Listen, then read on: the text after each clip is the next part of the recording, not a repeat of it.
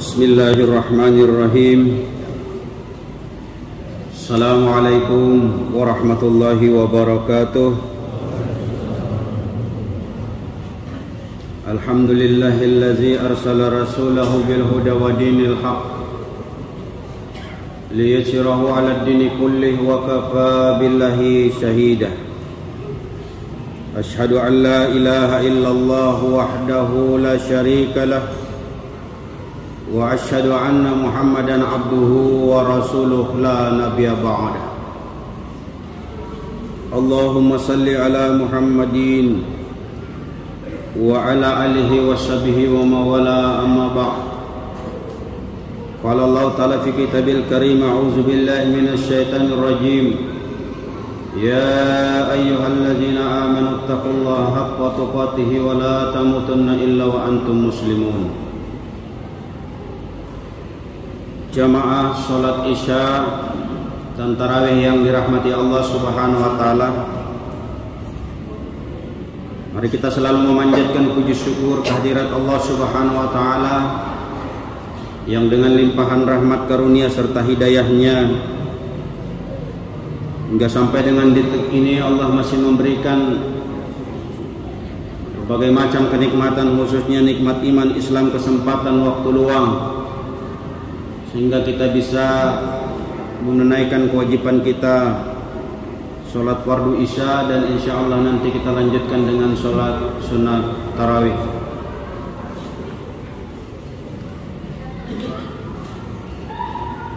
Salawat dan salam kepada Rasulullah mudah-mudahan selalu tersampaikan kepada junjungan kita Nabi Allah Muhammad sallallahu alaihi wasallam.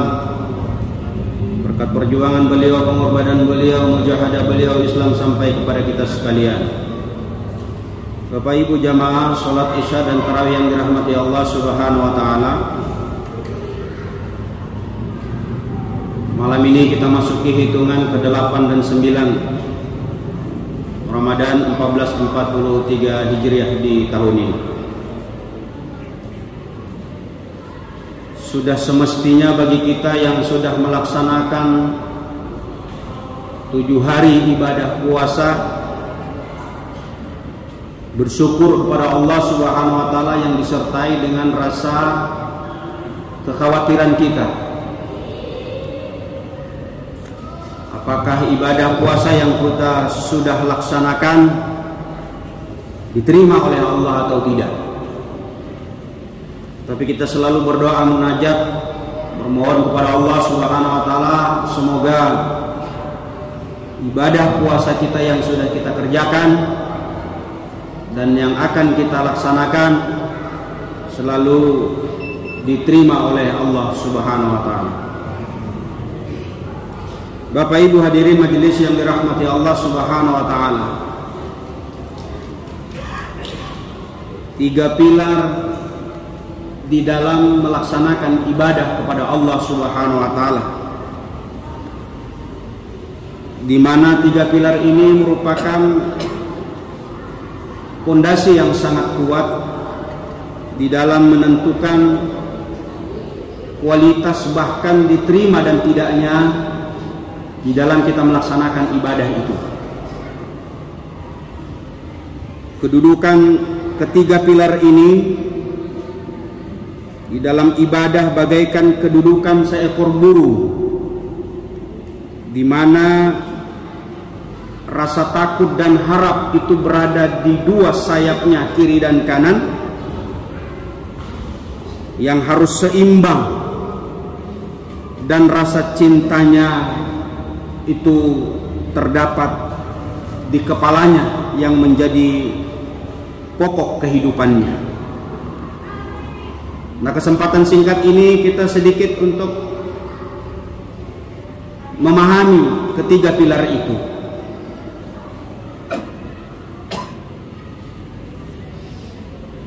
Majelis yang dirahmati Allah Subhanahu wa taala. Yang pertama, cinta kita kepada Allah Subhanahu wa taala. Mahabbah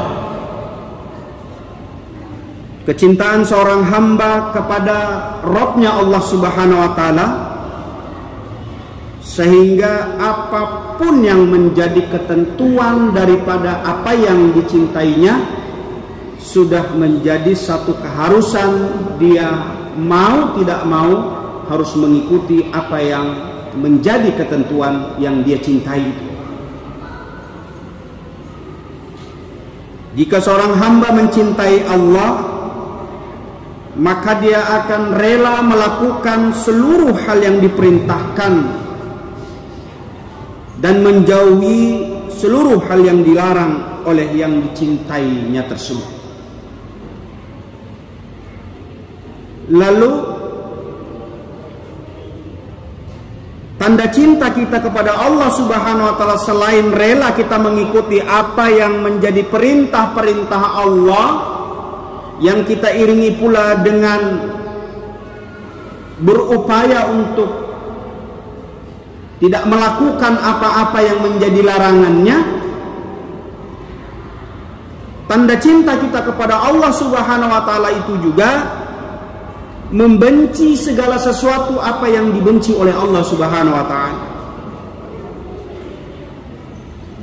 Qul in kuntum tuhibbunallaha fattabi'uni yuhibbukumullahu wa yaghfir lakum dzunubakum wallahu ghafurur rahim. Katakanlah wahai Muhammad, jika kamu benar-benar mencintai Allah, ikutilah aku. Niscaya Allah akan mengasihi dan mengampuni dosa-dosamu.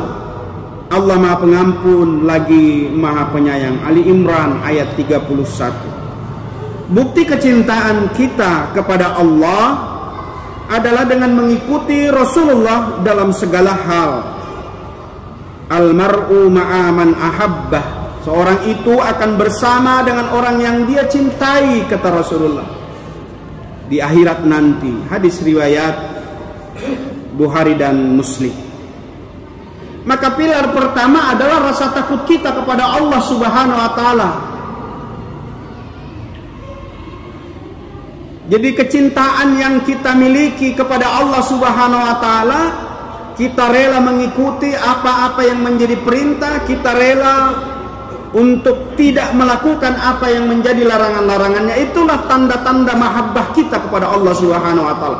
Maka tunduk dan patuhnya kita kepada Allah Subhanahu wa taala itu bukti cinta kita kepada Allah Subhanahu wa taala.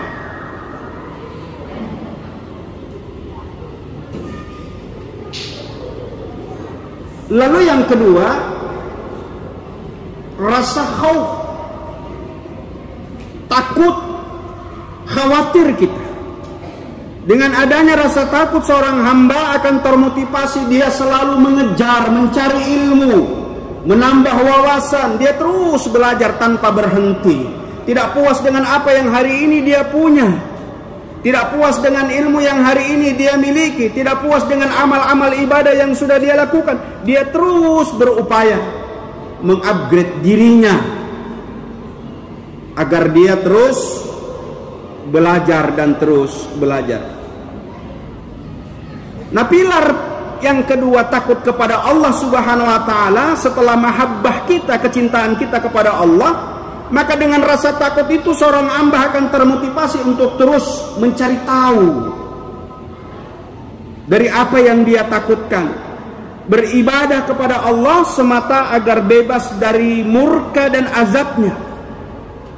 Selain itu, rasa takut ini juga dapat mencegah kita dari perbuatan hal-hal yang dilarang oleh Allah Subhanahu wa taala, yaitu bermaksiat kepada Allah Subhanahu wa taala. Bapak Ibu majelis yang dirahmati Allah Subhanahu wa taala, allazina yakhshawna rabbahum bil ghaibi wa hum minas samai minas saati musfikun, yaitu orang-orang yang takut akan azab Tuhan mereka sedang mereka tidak melihatnya, dan mereka merasa takut akan tibanya hari kiamat. Al-Anbiya 89. Lalu kemudian di ayat lain kata Allah, wallazina yu'tu yu'tuna ma atau wa qulubuhum wajilatu annahum ila rabbihim raji'un. Dan orang-orang yang memberikan, yang menginfakkan apa yang telah mereka berikan, mereka infakkan berupa zakat dan amal-amal saleh dengan hati yang takut amalnya tidak diterima, karena mereka tahu bahwa sesungguhnya mereka yang mengajarkan akan dikembalikan kepada Rabb mereka. Al-Mu'minun ayat 60. Bapak Ibu hadirin majelis jamaah salat Isya dan tarawih yang dirahmati Allah Subhanahu wa taala. Jadi pilar yang membentuk ibadah kita, rasa cinta kita kepada Allah, kemudian hadirkan pula rasa takut, rasa khauf kita kepada Allah Subhanahu wa taala. Jadi dia akan berimbang, pilar ini akan kita seimbangkan dalam hati kita. Kecintaan kita kepada Allah Subhanahu wa taala, tapi juga menghadirkan rasa takut, al-khauf kita kepada Allah Subhanahu wa taala. Ada kekhawatiran kalau kita sudah melakukan amal-amal ibadah, terlebih-lebih di dalam bulan Ramadan ini, apakah sudah diterima puasa kita? Apakah sudah sesungguhnya sebenar-benarnya kita melaksanakan ibadah dan amalia-amalia penyempurna ibadah puasa itu? Ini yang selalu kita pertanyakan dalam hati kita. Jangan-jangan apa yang sudah kita lakukan dalam pelaksanaan amalia-amalia Ramadan ini, kita termasuk orang-orang yang dikatakan oleh Rasulullah tidak sedikit manusia yang mengerjakan puasa di bulan Ramadan, tapi yang dia dapatkan tidak lebih dari haus dan laparnya saja. Summa na'udzubillah. Jadi ada rasa khauf, ada rasa kekhawatiran yang harus kita munculkan dalam diri kita, apa diterima atau tidak puasa kita ini. Artinya jangan kita lalu kepedean kalau kita sudah melaksanakan ibadah puasa, lalu kemudian dengan lapang dada merasa amal-amal ibadah kita itu sudah diterima oleh Allah Subhanahu wa taala. Yakin memang apa yang diperintahkan oleh Allah lalu kita kerjakan, tapi hadirkan rasa khauf ini, rasa takut kita kepada Allah Subhanahu wa taala. Jangan-jangan amal-amal ibadah kita yang selama ini kita kerjakan boleh jadi bercampur dengan selain Allah Subhanahu wa taala. Majelis yang dirahmati Allah Subhanahu wa taala, menghadirkan rasa takut ini tentunya banyak hal selain amal-amal ibadah yang kita khawatirkan tidak diterima oleh Allah, tapi rasa takut yang akan kita munculkan dalam hati kita, ancaman-ancaman yang sudah disampaikan oleh Allah melalui Alkitabnya Al-Quran, informasi-informasi melalui Nabiullah Muhammad sallallahu alaihi wasallam. Takut akan pedihnya sakaratul maut, rasa takut akan azab kubur, rasa takut siksa neraka, takut akan mati, dan banyak hal yang menyebabkan kita takut, sehingga dengan rasa takut itu menyebabkan kita termotivasi untuk bersungguh-sungguh dalam melaksanakan amal ibadah kepada Allah Subhanahu. Nah, Bapak Ibu hadirin majelis yang dirahmati Allah Subhanahu wa taala, yang ketiga ar-raja, harapan kita kepada Allah Subhanahu wa taala. Jadi selain rasa cinta kita, lalu kemudian ada kekhawatiran, rasa takut, jangan hilangkan pula rasa harapan kita. Ketergantungan kita hanya kepada Allah Subhanahu wa taala. Allahus Samad, Allah tempat bergantung segala sesuatu. Itu pula yang harus kita hadirkan dalam melaksanakan amal ibadah kita. Jadi harapan kita kepada Allah ini adalah selain rasa khawatir tadi tidak terima, tapi harus juga kita imbangi dengan rasa harap kita bahwa apa yang sudah kita kerjakan dan kita lakukan mudah-mudahan diterima oleh Allah Subhanahu wa taala. Lalu kemudian kita berharap dengan amal-amal ibadah ini akan melahirkan kelanjutan berikutnya agar kita menjadi orang-orang yang istiqomah. Karena ciri dan tanda apakah amal-amal Ramadan kita diterima oleh Allah atau tidak, pastikan amal-amal Ramadan diterima atau tidak adalah keistiqomahan yang kita lakukan. Artinya kebaikan-kebaikan yang sudah kita kerjakan akan berlanjut kepada kebaikan-kebaikan berikutnya. Itulah tanda-tanda amal-amal ibadah Ramadan kita diterima oleh Allah Subhanahu wa taala.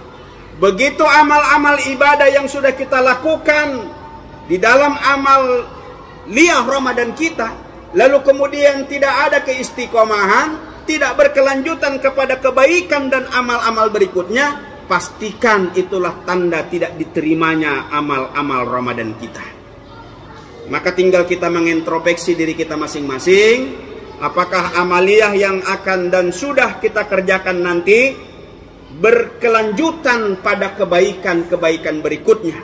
Kalau ternyata amal-amal ibadah yang kita lakukan ini berkelanjutan kepada kebaikan-kebaikan berikutnya, insya Allah itulah tanda-tanda Ramadan kita diterima oleh Allah Subhanahu wa Ta'ala. Demikian Bapak Ibu hadirin majelis yang dirahmati Allah Subhanahu wa Ta'ala. Apa yang sedikit saya sampaikan ini, 3 pilar yang mendampingi ibadah kita kepada Allah Subhanahu wa Ta'ala. Mari kita kuatkan hati, mumpung kita masih berada di awal Ramadan, munajat terus kita kepada Allah. Semoga kita termasuk orang-orang yang diistiqomahkan olehnya, sehingga kita sampai masuk kepada akhir Ramadan dan sampai menuntaskan dan berbuah kepada kebaikan-kebaikan selanjutnya. Lebih kurangnya saya mohon dimaafkan. Subhanakallahumma wa bihamdika asyhadu an la ilaha illa anta astaghfiruka wa atubu ilaik. Assalamualaikum warahmatullahi wabarakatuh.